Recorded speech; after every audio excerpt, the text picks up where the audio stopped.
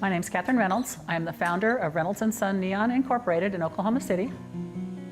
I started glass bending in 1984 as Reynolds Neon, and my son joined me in '96, and we became Reynolds and Son Neon Incorporated. So once I start bending, I'm going to move pretty quickly.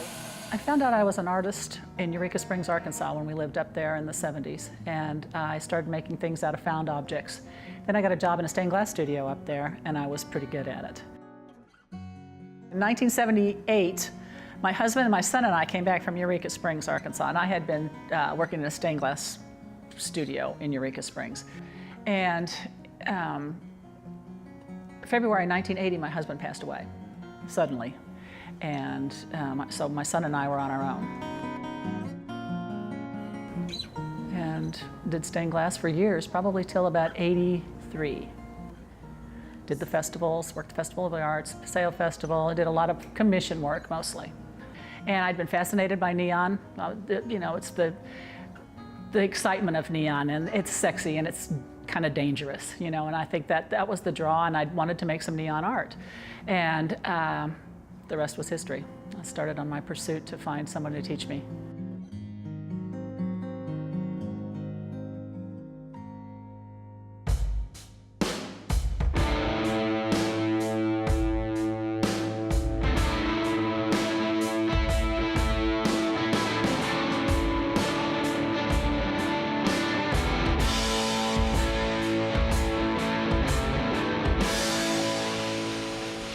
How it comes in. We get a pattern, which is really an outline, not really a pattern. Okay, so I need some mercury salt. So I've done a lot of work with this man, so I kind of can read his mind a little bit. So I know that he wants, this is where the wiring comes through, and this is where the wiring comes through. So I can tell from this pattern that it's a single stroke. So we're going to run the neon through the middle of this, and then this piece here and here. I'm going to flip this over because everything we make is upside down and backwards. In 1984, when I started, there were no women. It was the good old boys club, kind of like the union, although it wasn't a union. It was old glass benders that had worked in sign companies forever.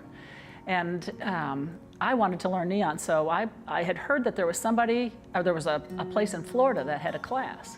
And I thought, well, I'll go down and live in my van for 8 weeks and stay at my grandma's on the weekends and go to the school down there. And somebody told me that there was a place here in town that had a periodical that had a sign, had that school listed. So I went down there, and they said, wait a minute, there's a guy here in town that wants to teach somebody. He wants the money to teach somebody. And he looked at me and he shook his head and he's like, no, it's not going to happen. And so I left, and I was kind of discouraged. But I persevered, and I called him, and I called him, and I pretty much spent a whole summer trying to get this guy to to teach me neon. So I went over there finally again in a mini skirt and $100 bills, and I waved the cash in his face, and he's like, "Okay, if you want to learn that bad, I'll take your money." And I started taking classes with him. Neon's harder than it looks. You're putting glass tubing in fire, and it doesn't want to behave. Okay, so you have to learn to control the glass at its melting point, right before it completely melts, and you have to blow it back out because it does melt to some extent. So you have to learn to manipulate that glass and to control that glass, and that's the hard part. It's kind of meditative also while you're bending glass because you're in the zone. You stand there over your fire with your glass, and you have to concentrate on what you're doing.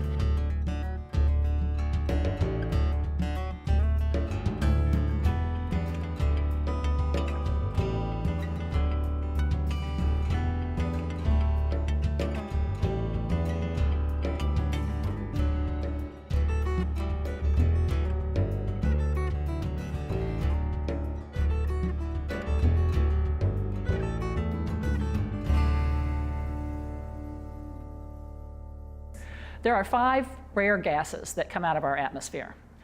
And it's neon, argon, xenon, krypton, and helium. Neon gas is red when it's lit. Argon gas is very soft blue when it's lit, when it's electrified, I should say. The molecules inside of the tube itself bounce back and forth from the electricity, and that bouncing back and forth charges those and actually creates the color. We have clear tubing that actually you see the color of the gas, either the red or the blue, or we have a phosphorus coated tube, which say we get a white phosphorus coated tube. If we put argon in that tube, we have white. If we put neon in that tube, we have pink. So we have two options with each phosphorus coated tube also. Okay, see we have a clear tube that has neon in it that gives us the color. This is a white phosphorus coated tube. We put argon in this one and it gives us the white. If we put neon in this tube, it would be pink. Here's an example. This is a turquoise tube here. It has a turquoise phosphorus coating inside of it, and it's got argon in it. And you can see here, if you look at these electrodes, where the phosphorus coating ends and the clear glass begins, you could actually see neon and argon. And that's the color the gas puts off when the molecules are charged from the transformer and the electrodes. So that bouncing back and forth in there creates a color. How do you make purple? Purple is it's a clear tube with a purple phosphor in it, and we add argon. How do you make green? Green is a clear tube with a green phosphor, and we add argon. But now you also have the classic colors, where the glass itself is actually that color. So we'll have a ruby red tube with a phosphor in it, or without. It's still going to be ruby red because the tube, we would put neon in there and we'd have a red tube. You can see these when they're off. See the glasses, that's a double coated green. And that's an unusual color. We don't see much of that around. But it's pretty. It's kind of a limey green. But you can see the porcelain starting to chip off on these old things, but they're hard to find anymore. They're rounded corners. They're beautiful little signs. Now I showed you those sculptures a little bit ago, and we had the blue, classic blue tube, and then the classic blue tube that had the phosphorus coating on the inside, and you could really see the difference in the saturation of color.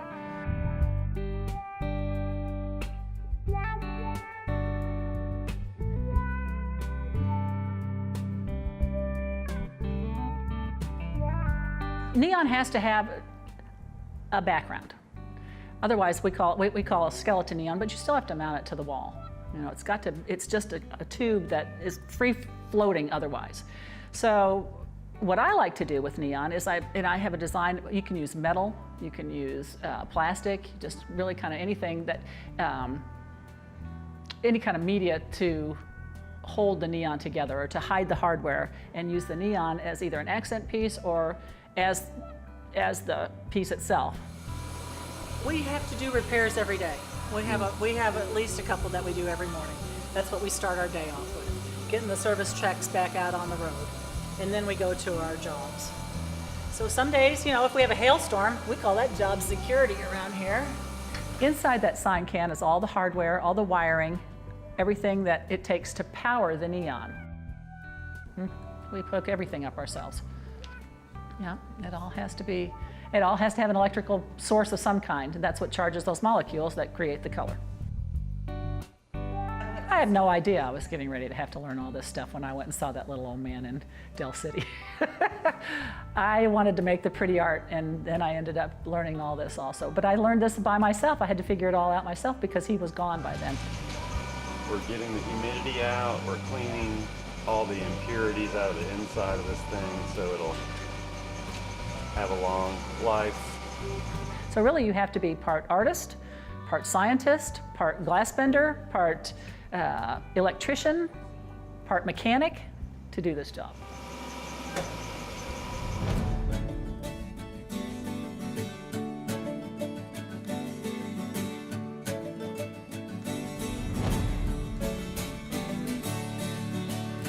I've been really lucky because I wanted to do this as an art, but I've had a great commercial end of my art, which I wasn't expecting in the beginning. So I was instantly in business. A lot of people know about me because I've been here a long time. So really we don't have the sign out front because it's kind of like one of those things, you either know it or you don't, you know. And we can only handle so much business because there's just the two of us here. I absolutely love it. I absolutely love it. You know, everybody has a passion for something, and this is mine. It's been good to me, you know. It has been my passion, and it has treated me very well over the years.